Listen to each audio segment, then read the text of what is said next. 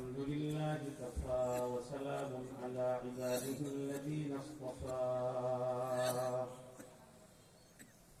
أما بعد فأعوذ بالله من الشيطان الرجيم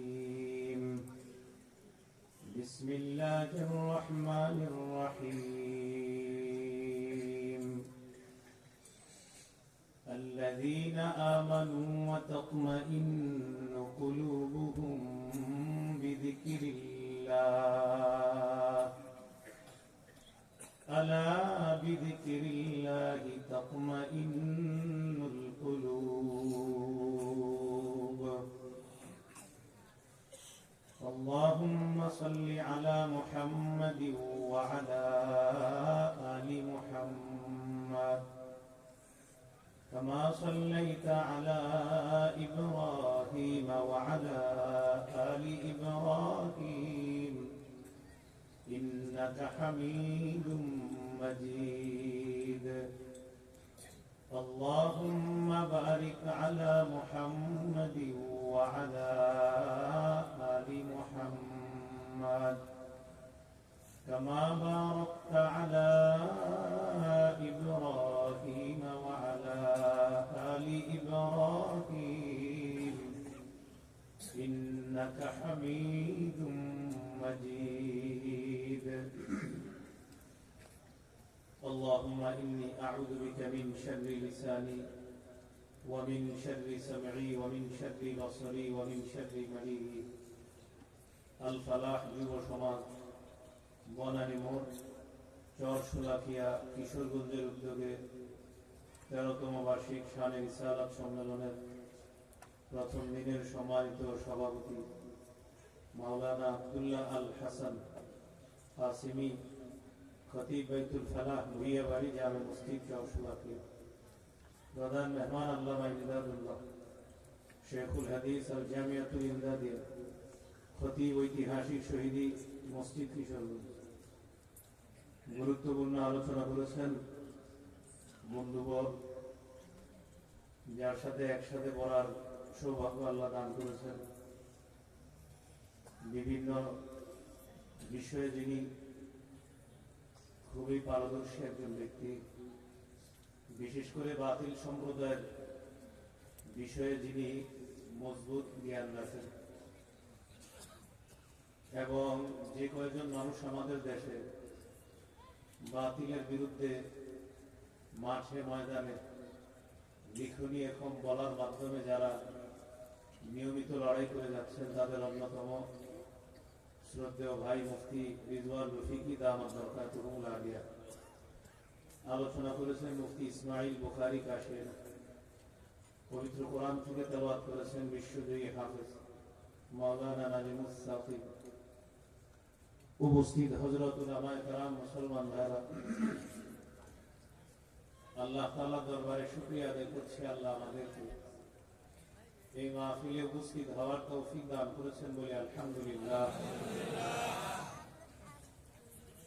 13 নম্বর পারা সূরাতুর রা'দ এই সূরার 28 নম্বর আয়াতে কারিমা তেলাওয়াত করেছি আয়াতে আল্লাহ পাক রব্বুল আলামিন বলেন আল্লাযীনা আমানু যারা ঈমান আনে ওয়া তাতমাইন্নু কুলুবুহুম বিযিকরিল্লাহ যাদের অন্তর আল্লাহর জিকিরের দ্বারা প্রশান্ত হয় আলা বিযিকরিল্লাহি তাতমাইন্নুল কুলুব আল্লাহ বলেন শোনো আল্লাহর জিকিরের দ্বারাই অন্তর প্রশান্ত হয় এখানে দুটি বিষয় এক নাম্বার ঈমান দুই নাম্বার অন্তর প্রশান্ত হওয়া ঈমান এটা জরুরি বিষয় কোন ব্যক্তির যদি সরিষার দ্বারা পরিমাণ ঈমান থাকে সেই ঈমানের সাথে যদি শিরিক না থাকে এই ব্যক্তি বিভিন্ন মেয়াদে জাহান্নামে শাস্তি ভোগ করার পরেও একদিন সে জান্নাতের মেহমান হবে সহিহ বুখারীর বর্ণনা 1237 নম্বর হাদিস রাসূলুল্লাহ সাল্লাল্লাহু আলাইহি ওয়াসাল্লাম বলেন খবরনি জিবরিল আনিফা জিবরিল এই মাত্র আমাকে সংবাদ দিয়েছে, বাশশির উম্মাতাকা আন্নাহু মান মাতা মিন উম্মাতিক লা ইউশরিকু বিল্লাহি শাইআ দাখালাল জান্নাহ। নবী, আপনি আপনার উম্মতকে সুসংবাদ দেন, আপনার উম্মতের যে ব্যক্তি শিরিক করা ছাড়া মৃত্যুবরণ করবে, এই ব্যক্তি জান্নাতে প্রবেশ করবে। প্রিয় ভাইরা, আমাদের এই জীবনের সবচেয়ে দামি সম্পদের নাম ঈমান। আমাদের এই জীবনের ঘটনের মূল ভিত্তি হবে ঈমান। জীবনটা আমরা কাটাইলাম 20, 30, 50 বছর, তো আমার এই জীবনটার সবচেয়ে শ্রেষ্ঠ গুরুত্বপূর্ণ যে বিষয়, সেটার নাম হলো ঈমান। তাওহীদে খালেস, খাঁটি ঈমান, শিরিক মুক্ত ঈমান। আল্লাহ আমাদেরকে শিরিক মুক্ত ঈমান নিয়ে যেন কবরে যেতে পারি, আল্লাহ তৌফিক দান করেন।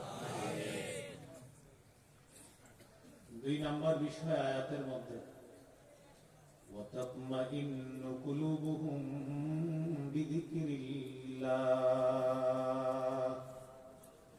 যাদের অন্তর আল্লাহর জিকিরের দ্বারা প্রশান্ত হয়। অন্তর প্রশান্ত হওয়া, এই বিষয়ে সংক্ষেপে 4টি কথা বলবো, ইনশাআল্লাহ আলোচনা শেষ হবে। 1 নম্বর আলোচনা, অন্তর, ঈমানদারের অন্তর। এখানে অন্তর দ্বারা ঈমান ওয়ালা যে ব্যক্তি, তার অন্তর, এই অন্তর নিয়ে আলোচনা। প্রথমে অন্তরের ব্যাপারে একটু শুনেন। রাসূলুল্লাহ সাল্লাল্লাহু আলাইহি সাল্লাম বলেন, সহিহ মুসলিমের হাদিস, লা ইন্না ফিল জাসাদি লামুদগাতান ইযা সালাহাত সালাহাল জাসাদু কুল্লুহু ওয়া ইযা ফাসাদাত ফাসাদাল জাসাদু কুল্লুহু আলা ওয়া হিয়াল কলব। রাসূলুল্লাহ সাল্লাল্লাহু আলাইহি সাল্লাম বলেন, শোনো, তোমাদের প্রত্যেকের শরীরের মধ্যে একটি মাংসপিণ্ড আছে। এই মাংসপিণ্ড যদি ঠিক হয়, পুরা শরীর ঠিক থাকবে। এই মাংসপিণ্ড যদি নষ্ট হয়ে যায়, পুরা শরীর নষ্ট হয়ে যাবে। আলা ওয়া হিয়াল কলব। শোনো, সেই মাংসপিণ্ডের নাম হলো কলব। বলেন তো, আমাদের শরীর ঠিক থাকবে, কি ঠিক থাকবে? আমাদের শরীর নষ্ট হয়ে যাবে, কি নষ্ট হবে? কলব। এই কলব বিষয়ে 4টি কথা বলবো, ইনশাআল্লাহ আলোচনাটা শেষ করব। 1 নম্বর, কলব প্রশান্ত হয় কিভাবে। 2 নম্বর জানবো কলব শক্ত হয় কিভাবে। 3 নম্বরে জানবো কলব গাফেল হয় কিভাবে। 4 নম্বরে জানবো কলব কালো হয় কিভাবে। বাস এই 4টা আলোচনা একটু মন দিয়ে শুনেন, শেষ হয়ে যাবে আলোচনা। 1 নম্বর, কলব প্রশান্ত হয় জিকিরের মাধ্যমে। এটা আল্লাহ কোরআনে বলে দিয়েছেন। তো জিকিরের মাধ্যমে যেহেতু কলব প্রশান্ত হয়, এবার আপনাদের কাছে জানতে চাই, তাহলে আমাদের করণীয় কি করা? বলেন, কলব প্রশান্ত হয় কিসের মাধ্যমে? জিকির। তাহলে জিকিরের মাধ্যমে যেহেতু কলব প্রশান্ত হয়, সেহেতু বেশি বেশি জিকিরের মাধ্যমে কলব প্রশান্ত করার চেষ্টা করা।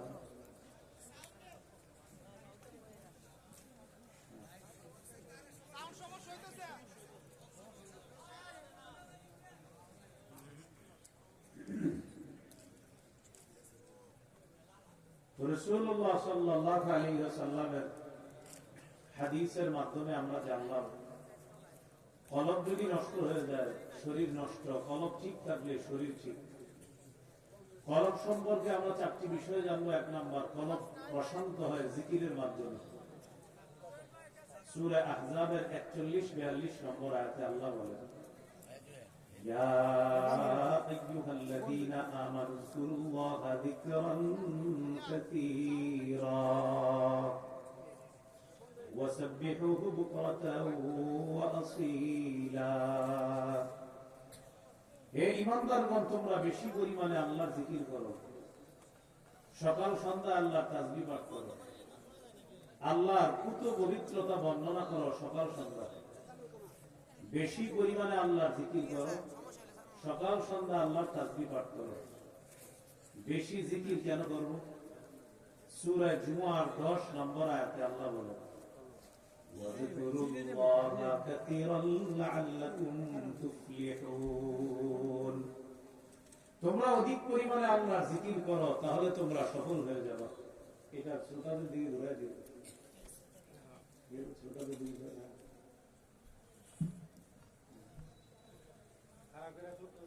শ্রোতাদের দিকে দিয়ে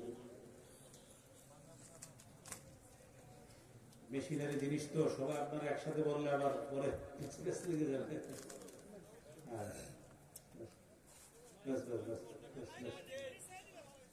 ঠিক আছে, আল্লাহ তাআলা আদেশ করলেন তোমরা অধিক পরিমাণে আল্লাহর জিকির করো, সকাল সন্ধ্যা আল্লাহর তাসবিহ পাঠ করো। এবার শুনতেছেন? সূরা জুমার 10 নম্বর আয়াত, 28 পারা 13 নম্বর পৃষ্ঠা আল্লাহ তাআলা বলেন, ওয়াযকুরুল্লাহা কাসীরা। তোমরা অধিক পরিমাণে আল্লাহর জিকির করো, তাহলে তোমরা সফল কাম হবা। বেশি পরিমাণে আল্লাহর জিকির করো, তাহলে তোমরা সফল কাম হবা। সূরা নিসার 103 নম্বর আয়াতে আল্লাহ বলেন, فَإِذَا قَضَيْتُمُ الصَّلَاةَ فَاذْكُرُوا اللَّهَ قِيَامًا وَقُعُودًا وَعَلَى جُنُوبِكُمْ। যখন তোমরা নামাজ শেষ করবে, তখন তোমরা দাঁড়িয়ে, বসে এবং শুয়ে আল্লাহর জিকির করবে। যখন তোমরা নামাজ শেষ করবা, তখন তোমরা দাঁড়িয়ে, বসে, শুয়ে আল্লাহর জিকির করবা। তাহলে নামাজ একটা জিকির। নামাজ শেষ, দারুণ অবস্থায় আল্লাহর জিকির করা, বসা অবস্থায় আল্লাহর জিকির করা, শোয়া অবস্থায় আল্লাহর জিকির করা। দাঁড়িয়ে আছেন লা ইলাহা ইল্লাল্লাহ, বসে আছেন লা ইলাহা ইল্লাল্লাহ, বালিশের মধ্যে মাথা লাগাইছেন, ডান হাতটা ডান গালের নিচে আছে, লা ইলাহা ইল্লাল্লাহ, অথবা সুবহানাল্লাহ, আলহামদুলিল্লাহ, আল্লাহু আকবার। রাসূলুল্লাহ সাল্লাল্লাহু আলাইহি সাল্লাম তার মেয়ে ফাতেমা রাদিয়াল্লাহু তাআলা আনহাকে বলেন, ইদা আখাসতি মাদজাকি ফাসাব্বিহিল্লাহা সালাসা ওয়া সালাসিন। যখন তুমি বিছানা যাও, তখন 33 বার সুবহানাল্লাহ পড়বা, ওয়াহমাদিল্লাহ সালাসা ওয়া সালাসিনা, 33 বার আলহামদুলিল্লাহ পড়বা, ওয়াকাব্বিরিল্লাহ আরবা'a ওয়া সালাসিনা, 34 বার আল্লাহু আকবার পড়বা। নবীজি বলেন, ফাতেমা তুমি যখন এই আমলগুলো করবা 100 বার এই তাসবিহ পড়ার কারণে, সারা দিন তোমার কাজের যে ক্লান্তি হয়, এই 100 তাসবিহর কারণে এই ক্লান্তি আল্লাহ দূর করে দিবেন। জিকির করা, বসে জিকির, দাঁড়িয়ে জিকির, শুয়ে শুয়ে জিকির করা। যুদ্ধের ময়দানে শত্রু সামনে আছেন, একটু পরে লড়াই শুরু হবে, আল্লাহ বলেন তখনও জিকির করো। সূরা আনফালের মধ্যে আল্লাহ বলেন, ইয়া আইয়ুহাল্লাযীনা আমানু ইযা লাকীতুম ফিআতান ফাসবুতু ওয়াযকুরুল্লাহা কাসীরা। হে ঈমানদারগণ, যখন তোমরা শত্রুর মুখোমুখি হও, তখন তোমরা মজবুত থাকবা, অটল থাকবা। ওয়াজকুরুল্লাহা কাসীরা, এবং তোমরা বেশি পরিমাণে আল্লাহ জিকির করবা। সামনে শত্রু, তখনও আমি আল্লাহর জিকির করব। তাহলে বলেন তো, অন্তর প্রশান্ত হয় কিসের মাধ্যমে? জিকিরের মাধ্যমে। সুইলা রাসূলুল্লাহ সাল্লাল্লাহু আলাইহি ওয়াসাল্লাম, আইয়ুল ইবাদি আফযালু দারাজাতান ইনদাল্লাহি ইয়াওমাল কিয়ামাহ। ইয়া রাসূলুল্লাহ, কিয়ামতের ময়দানে আল্লাহর কাছে সবচেয়ে মর্যাদাবান বান্দা বান্দি কারা, আপনার কাছে জানতে চাই। নবীজি বললেন, আয-যাকিরুনাল্লাহা কাসীরাও ওয়ায-যাকিরাত। যে পুরুষ, যে নারী অধিক পরিমাণে আল্লাহর জিকির করে, এই বান্দা বান্দি কিয়ামতের ময়দানে আল্লাহর কাছে সবচেয়ে শ্রেষ্ঠ মর্যাদাবান বান্দা বান্দি হবে। সময়গুলা কাজে লাগাবে। মা বোনরা রান্না করতেছেন, জিকির করেন। কাপড় ধুইতেছেন, জিকির করেন। থালা বাসন ধুইতেছেন, জিকির করেন। একটু পরে আপনারা বুঝবেন, মূল আলোচনার দিকে আগেইতেছে, আস্তে আস্তে মন দিয়ে শুনেন। তাহলে কিয়ামতের ময়দানে জিকিরকারী বান্দা বান্দি তারা আল্লাহর কাছে সবচেয়ে শ্রেষ্ঠ হবে। قال رسول الله صلى الله عليه وسلم إن لكل شيء سقالا وإن سقالة القلوب ذكر الله। রাসূলুল্লাহ সাল্লাল্লাহু আলাইহি ওয়াসাল্লাম বলেন, প্রত্যেক জিনিসের জং দূর করার জন্য একটা রেত আছে, অন্তরের জং দূর করার রেতের নাম হলো আল্লাহর জিকির করা। যত বেশি জিকির করবেন অন্তরের জং দূর হবে, ময়লা মরিচা দূর হবে। সহিহ বুখারী 6407 নম্বর হাদিস। قال رسول الله صلى الله عليه وسلم مثل الذي يذكر ربه والذي لا يذكر ربه مثل الحي والميت। নবীজি বলেন, যে ব্যক্তি জিকির করে, যে ব্যক্তি জিকির করে না, তারা দুইজন হলো জীবিত এবং মরা ব্যক্তির মতো। এক ব্যক্তি আল্লাহকে স্মরণ করে, আরেকজন আল্লাহকে স্মরণ করে না। আপনাদের এলাকার এক ব্যক্তি প্রতিনিয়ত আল্লাহর ইবাদত বন্দেগী করে, নামাজ পড়ে, রোজা করে, জিকির আজকার আদায় করে। আরেক ব্যক্তি 5 ওয়াক্ত নামাজ পড়ে না, জুমার নামাজ পড়ে না, বাৎসরিক ঈদের নামাজটাও পড়ে না। যে ব্যক্তি জিকির করে, ইবাদত বন্দেগী করে, সে হলো জীবিত অবস্থায় জীবিত। বলেন, সে জীবিত অবস্থায়। আর যে ব্যক্তি নামাজের ধার ধারে না, জিকির আজকার নাই, এই ব্যক্তি হলো জীবিত মরা। এই ব্যক্তি কি জীবিত মরা? তাহলে যে ব্যক্তি আল্লাহর জিকির করে সে জীবিত, যে ব্যক্তি আল্লাহর জিকির করে না সে মরা। দুইজনের দৃষ্টান্ত হলো এটা। আল্লাহ আমাদেরকে অধিক পরিমাণে আল্লাহর স্মরণ, আল্লাহর জিকির করার তৌফিক দান করেন। কথাগুলো যেন মানতে পারি, আল্লাহ তৌফিক দান করেন। কোন জিকির বেশি বেশি করব? قال رسول الله صلى الله عليه وسلم أفضل الذكر لا إله إلا الله। রাসূলুল্লাহ সাল্লাল্লাহু আলাইহি সাল্লাম বলেন, আল্লাহর কাছে সবচেয়ে শ্রেষ্ঠ জিকির হলো লা ইলাহা ইল্লাল্লাহ। আল্লাহর কাছে সবচেয়ে শ্রেষ্ঠ জিকির কি বলেন? লা ইলাহা ইল্লাল্লাহ। এবার নবী কি বলেন? قال رسول الله صلى الله عليه وسلم আহাব্বুল কালামি ইলাল্লাহি আরবা। আল্লাহর কাছে সবচেয়ে পছন্দনীয় কথা হলো 4টি। বলেন, পছন্দনীয় কথা কয়টি? 4টি। সবাই একসাথে সুবহানাল্লাহ, আলহামদুলিল্লাহ, লা ইলাহা ইল্লাল্লাহ, আল্লাহু আকবার। আল্লাহর কাছে সবচেয়ে পছন্দনীয় কথা এই 4টি, সুবহানাল্লাহ, আলহামদুলিল্লাহ, লা ইলাহা ইল্লাল্লাহ, আল্লাহু আকবার। তাহলে আসেন মূল আলোচনা চলে আসি। কলব ব্যাপারে 4টি আলোচনা। 1, কলব প্রশান্ত হয় কিসের মাধ্যমে? জিকিরের মাধ্যমে কলব প্রশান্ত হয়। আল্লাহ আমাদেরকে জিকির করার তৌফিক দান করুন। আমিন। এবার আমরা দ্বিতীয় আলোচনায় চলে যাই। কলব শক্ত হয় কেন? সবাই আমার সাথে বলেন, বলেন, মৌলিক 5টি কারণে কলব শক্ত হয়। বলেন, কলব শক্ত হয় মৌলিক কয় কারণে? 5 কারণে কলব শক্ত হয়।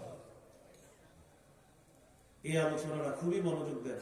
1 নাম্বার কারণ হলো অপ্রয়োজনীয় মেলামেশা করা, অপ্রয়োজনীয় কথা বলা। মানুষের সাথে অপ্রয়োজনীয় মেলামেশা করা, অপ্রয়োজনীয় কথা বলা।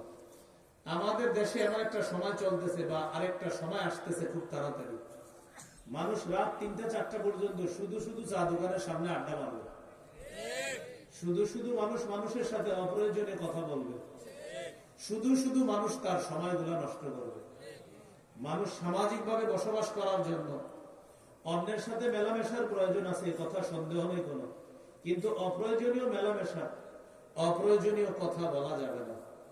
এবার হাদিস শোনেন। হাদিসটা প্রথমে আমি অনুবাদ করব, পরে আমরা সবাই মিলে একসাথে। আগে আমি বলি, শোনেন। قال رسول الله صلى الله عليه وسلم لا تكثروا الكلام بغير ذكر الله। রাসূলুল্লাহ সাল্লাল্লাহু আলাইহি ওয়াসাল্লাম বলেন, তোমরা আল্লাহর জিকির ছাড়া বেশি কথা বলবা না। এবার একসাথে সবাই বলেন, তোমরা আল্লাহর জিকির ছাড়া বেশি কথা বলবা না। হাদিসের মাধ্যমে বোঝা যায় যদি বলতে হয় তাহলে আল্লাহর জিকির মুখে উচ্চারণ করবা, এছাড়া বেশি কথা তোমরা বলবা না। নবীজি বলেন আল্লাহর জিকির ছাড়া বেশি কথা বলবা না। হুজুর তো বেশি বলবো না, কি বলবো? নবী বলে যে বললাম আল্লাহর জিকির ছাড়া বলবা না। তো তাহলে জিকির ছাড়া বলবো না তো জিকির করবো? হ্যাঁ, জিকির করবো। নবীজি বললেন আল্লাহর জিকির ছাড়া বেশি কথা বলবা না। তো হুজুর কি করবো? তো নবীজি বলে কি করবো বুঝো নাই? আল্লাহর জিকির ছাড়া বেশি বলবা না মানে জিকিরটা বেশি বলবা। এবার কি বলে নবী দেখেন, فإن كثرة الكلام بغير ذكر الله قسوة للقلب। আল্লাহর জিকির ছাড়া বেশি কথা বলা অন্তরকে শক্ত বানায় দেয়। وإن أبعد الناس من الله القلب القاسي। নবীজি বলেন যে ব্যক্তির অন্তরটা শক্ত ওই ব্যক্তি মানুষের মধ্যে আল্লাহর কাছ থেকে সবচেয়ে দূরে সরে যায়। এবার হাদিসটা মন দিয়ে বুঝেন, হাদিসে তিনটা অংশ। আল্লাহর জিকির ছাড়া বেশি কথা বলবা না। 2 নাম্বার, আল্লাহর জিকির ছাড়া বেশি কথা অন্তর শক্ত বানায় দেয়। 3 নাম্বার, শক্ত অন্তরওয়ালা মানুষ আল্লাহর থেকে সবচেয়ে দূরে সরে যায়। আল্লাহর জিকির ছাড়া বেশি কথা বলবা না।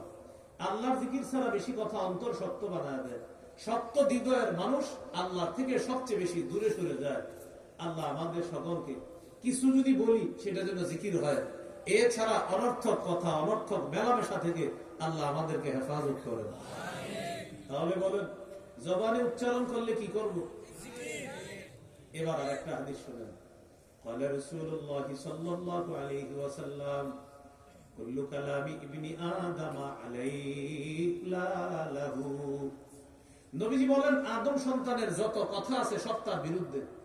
অনুবাদটা আবার বুঝেন, আদম সন্তানের যত কথা সব তার বিরুদ্ধে। লা লাহু তার পক্ষে না, তবে 3টা জিনিস তার পক্ষে।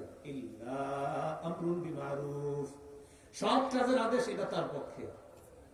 আও নাহিয়ুন আন মুনকার, অসৎ কাজের নিষেধ এটা তার পক্ষে। আও যিকরুল্লাহ, অথবা তার মুখ থেকে যে জিকির বের হয় এই জিকিরটা তার পক্ষে। এছাড়া যা কিছু আছে সব তার বিপক্ষে। প্রিয় ভাইরা কি বুঝলাম? আদম সন্তানের যত কথা সব তার বিরুদ্ধে, তার পক্ষে না, তবে 3টি বিষয় তার পক্ষে। সৎ কাজের আদেশ, অসৎ কাজের নিষেধ, আরেকটা হলো আল্লাহর জিকির। এই 3টা তার পক্ষে। আল্লাহ আমাদেরকে সদা সর্বদা আল্লাহর জিকির করার তৌফিক দান করুন। তো বলছিলাম সামনে এমন একটা সময় আসছে যে সময় আপনি অনর্থক মজলিসের মধ্যে গিয়ে বসা লাগতে পারে। আওয়াজটা বাড়ি খেতেছে, বাইরে দিন একটু কমায় দেন, আমার সমস্যা হচ্ছে।